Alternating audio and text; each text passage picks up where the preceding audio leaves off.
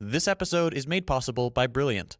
Be among the first 200 to sign up using the link below and get 20% off your annual premium subscription. Conservatives are Christian. Christians are conservative. At least, that's probably what you and millions of Americans instinctively think when religion and politics come up together. To be fair, when people think of Christianity and politics in America, it's usually because of the Republican Party. Topics like abortion, LGBTQ rights, and religion in public spaces are key battlegrounds for Republicans, and are almost always top issues for Christian voters. For years, the Republican Party has worked very hard to make sure that when you think of a controversial religious topic, they are the party on the Christian side. But why is that the case? In this episode, we'll explore the origins of the link between conservatism and Christianity, and consider how religion can be used in a more positive, progressive way that actually reflects the radical egalitarianism of Jesus. Let's jump in. If you live in the United States, it's pretty easy to make the assumption that Christianity has always been a conservative thing. But has it really? You might be surprised to learn that no. It's only been since the 80s that Christianity has been so strongly associated with conservatism. At its inception, and among the first people to practice Christianity, the teachings of Jesus were interpreted and implemented in a pretty socialist way. The early church, and Christian founding figures like Basil of Caesarea and John Chrysostom, lived according to what we would now consider socialist principles. The common ownership of property, the community providing for the needy, and criticism of those who hoarded wealth from labor. Several accounts from the time describe Christian social systems as not being founded on ruthless competition, the privatization of the means of production, nor on the veneration of greed that capitalism is characterized by today, but rather on the same values we find in leftist literature. Over time, Christianity spread and diversified, often in more politically varied ways. Still, many groups continued to espouse an egalitarian conception of community and development, with leftist Christian groups existing throughout the world, and eventually appearing in America alongside the more well-known proto-capitalist Calvinists. Calvinists aside, American Christianity often took on a progressive character. Most famously, the early 20th century saw movements like the social gospel bringing progressive religion to the forefront of American life.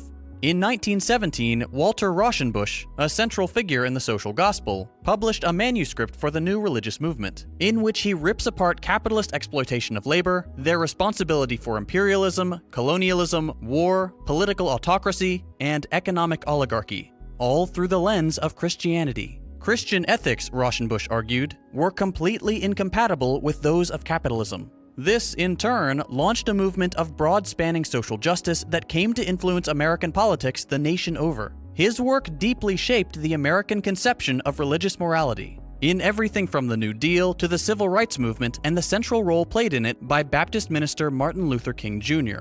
Though he appears a little later in this story, MLK represents one of the most clear-cut examples of people whose religiosity worked in tandem with their leftist politics. As we just mentioned, MLK was a Baptist minister.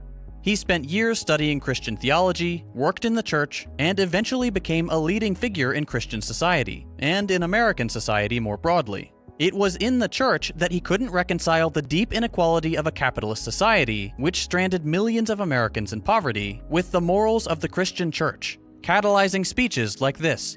I am convinced that if we are to get on the right side of the world revolution, we as a nation must undergo a radical revolution of values. We must rapidly begin the shift from a thing-oriented society to a person-oriented society, when machines and computers, profit motives and property rights are considered more important than people. The giant triplets of racism, extreme materialism, and militarism are incapable of being conquered. A true revolution of values will soon cause us to question the fairness and justice of many of our past and present policies. On the one hand, we are called to play the Good Samaritan on life's roadside, but that will be only an initial act. One day we must come to see that the whole Jericho road must be transformed so that men and women will not be constantly beaten and robbed as they make their journey on life's highway. True compassion is more than flinging a coin to a beggar. It comes to see that an edifice which produces beggars needs restructuring. So, what happened? When did Christianity suddenly become synonymous with conservatism? Let's go back to the 1920s. For starters, higher criticism, sometimes called historical criticism, began gaining traction in German academic circles. This might seem obscure, but the movement rapidly spread. Higher criticism was centered on questioning the inerrancy and infallibility of the Bible as a singular text. Scholars started asking more profound questions about the Bible, like when was it written, by whom, and how soon after the events that it relates. The answers were not always in line with what Christians had been hearing at church. Essentially, these were the kinds of questions that started creating fissures among Protestants between those who saw the Bible as infallible and rejected any critique or critical observation of its nature, and those who integrated emerging science into their faith. This split manifested all over the Christian world, particularly as Darwin's theory of evolution began being taught in public schools. It all came to a head in what became known as the Scopes monkey trial. In this historic legal case, high school teacher John T. Scopes was accused by the state of Tennessee of teaching the theory of evolution, thereby denying the biblical origins of man in a public school classroom, something which the state had outlawed earlier that year in 1925. This case blew up, attracting attention from media all over the country in what became the battle between fundamentalist Christians, who held on to creationism, and modernist Christians, who integrated scientific progress into their faith. Scopes lost the case, but it didn't matter. The schism between the progressive, mainline Protestants and the conservative, white evangelical Protestants was complete. Most importantly, the trial pushed conservative evangelicals into mass media. Up to that point, conservative Christians largely saw themselves as losing the war of hearts and minds, with progressive policies and progressive Christians alike growing in number and influence around the country. The trial showed them it didn't have to be that way. They could increase their influence beyond the physical walls of the church. Enter Amy Semple McPherson and her conservative Christian media. Born in October 1890, McPherson got her first exposure to Christian fame when she publicly questioned the validity of evolution as a high schooler. This public gesture garnered the attention of her native Canada and its burgeoning anti-evolution movement, setting her along a pretty unique path for her time: conservative Christian celebrity.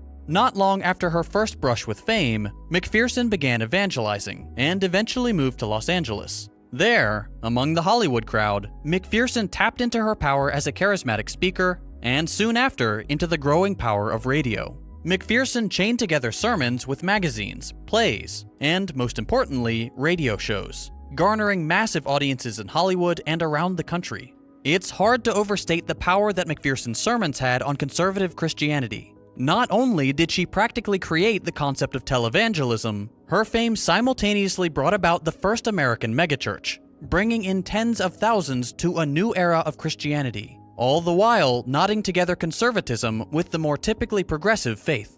This was very apparent in McPherson's sermons, in which she often painted an America under attack by foreign forces, immigration, evolution, and, most terrifying of all, the growing atheistic, godless communist movement taking root domestically and abroad. In McPherson's sermons, the United States was enshrined as the last bastion of faith on the planet, and it was the duty of American Christians to defend their faith against the spread of what they perceived to be an amoral system of belief not founded on the Word of God. Specifically, McPherson warned her audience of what she believed to be the ultimate goal of communism: overthrowing the US government and, in the process, destroying its supposed Christian roots. The United States, she believed, had been uniquely blessed by God for its Protestant piety, for which it had been rewarded with prosperity and relative domestic peace. A communist attack would upend this blessing, and so, McPherson desperately fought to ensure it would never come to America. Around this time, American patriotism became firmly entangled with Christianity, with evangelists in McPherson's circle saying that acts like refusing to salute the American flag were not only unpatriotic, but also somehow unchristian. Immigration, too, became tangled in this imagery.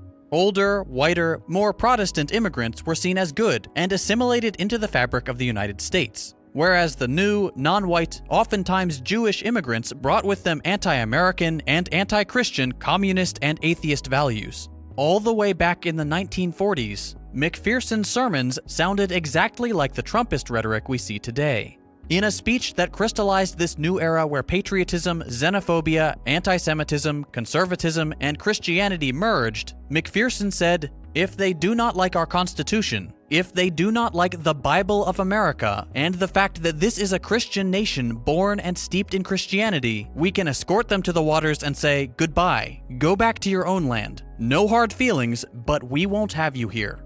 At this point, the story is picked up by several other charismatic Christians. Billy Graham, Oral Roberts, Pat Robertson, and Jerry Falwell are some of the most well-known examples of people who grew up on the McPherson brand of Christianity and used a new medium, television, to carry the message of Christian nationalism even further into the 20th century, cementing the role of televangelism in the American landscape.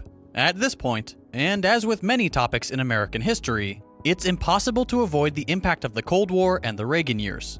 In 1979, just 1 year before Reagan was elected, Jerry Falwell, one of the most influential televangelists, created the moral majority. We'll get to what that is in a second. Around this time, evangelicals started growing in socioeconomic power and, most importantly for Republicans, voting power. Evangelical churches grew, as did the fortunes of their members, until eventually, evangelicals made up a third of the American adult population.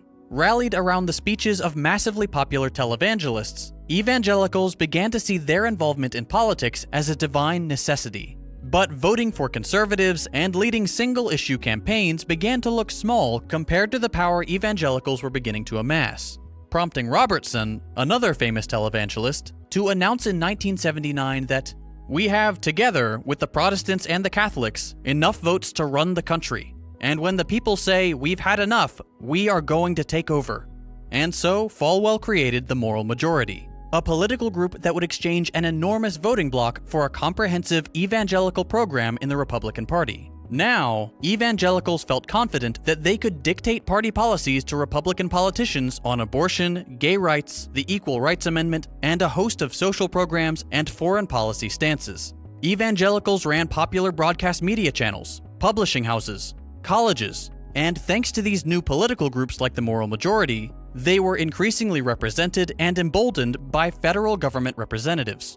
Evangelical leaders were in congressmen's houses, in the mailing lists of tens of thousands of Americans, and were suddenly a sizable lobbying group. They had achieved political relevance like no other group in the United States.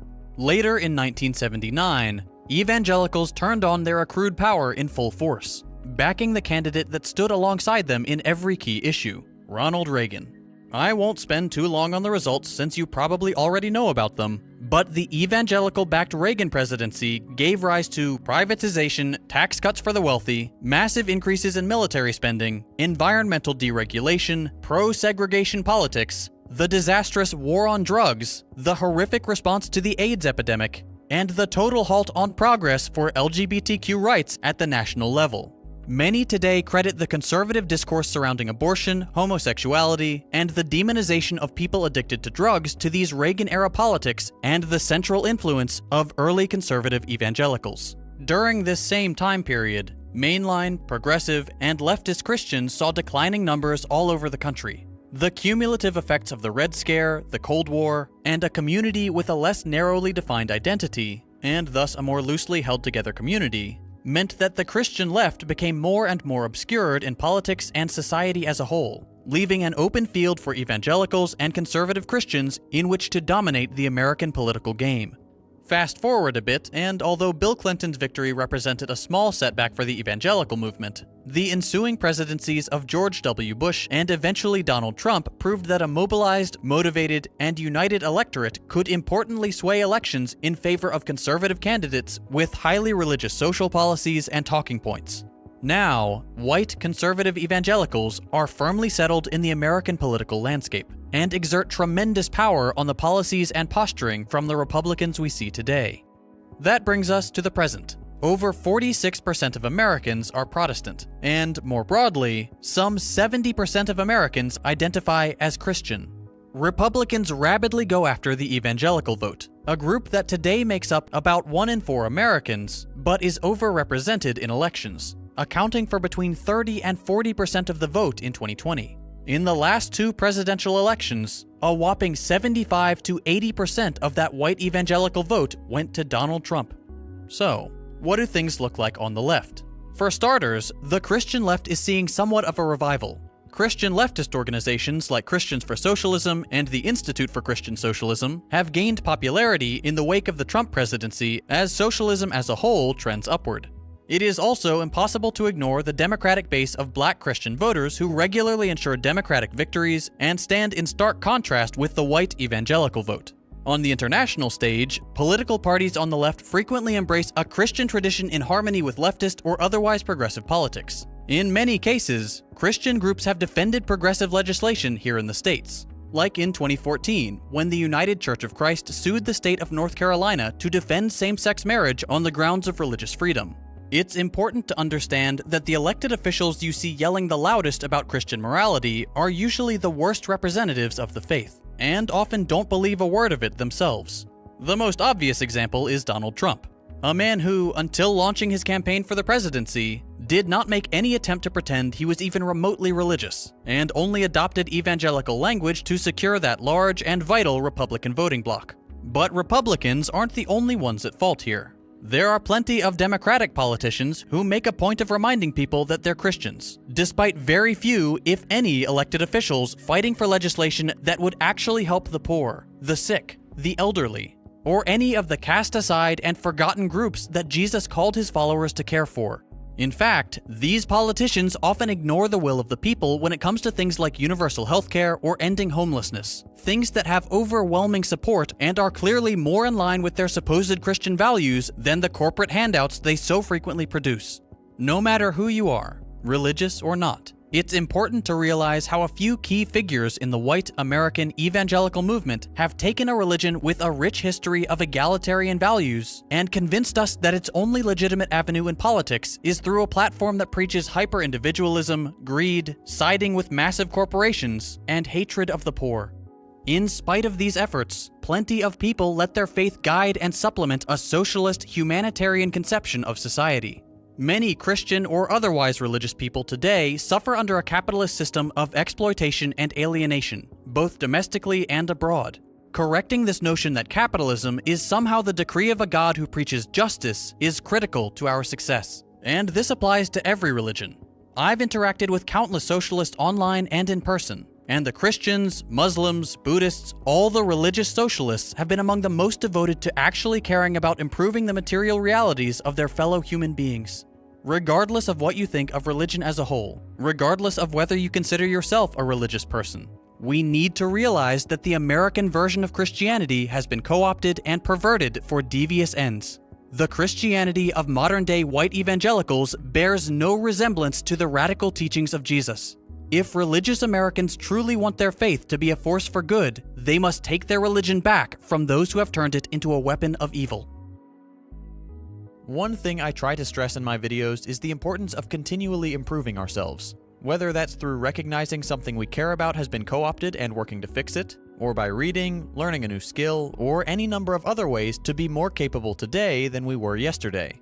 One of my favorite ways to do this, and one that has really helped me get over my innate struggle with STEM topics, is by following the interactive lessons on Brilliant. Brilliant is an online learning platform for STEM that replaces lecture videos with hands-on interactive lessons. It's for curious people both young and old, professional and inexperienced, and I think that's what I like best about Brilliant. It doesn't expect you to have a degree or even a solid understanding of what you're trying to learn. It's a great place for everyone. There are courses in math, science, and computer science for all skill levels, and that will take you from curiosity to mastery. On channels like mine, you'll hear a lot about how Marxism is scientific, and how dialectical materialism is a political, economic, and scientific way of understanding the world and its development. This particular topic can be a real challenge for people to grasp, and I think diving into a course on scientific thinking in general could really help. A lot of people have had a mixed experience with science. On one hand, it's fascinating to think about how our world works. On the other hand, it can be really boring to trudge through formulas and equations in a science class. Thankfully, Brilliant makes learning science fun. For example, check out this lesson on optics. In it, you can move around an individual beam of light reflecting off a gem in a box of mirrors to see the path that light takes to get to your eye. See? A material change in one aspect of the experiment yields other changes. This type of lesson can be applied to how you see the world in general. Everything is related to everything else, and a change in the condition of one thing will cause further changes down the line. Whatever you're interested in, Brilliant has fun, accessible, and expert-designed courses to help you learn and eventually master that subject. If you'd like to get started learning today, I highly recommend you check out Brilliant by visiting brilliant.org/secondthought. And if you're one of the first 200 to sign up, you can get 20% off your annual premium subscription. In my opinion, that's one of the best deals in education. Visit brilliant.org/secondthought and start learning today. It really does help support this channel.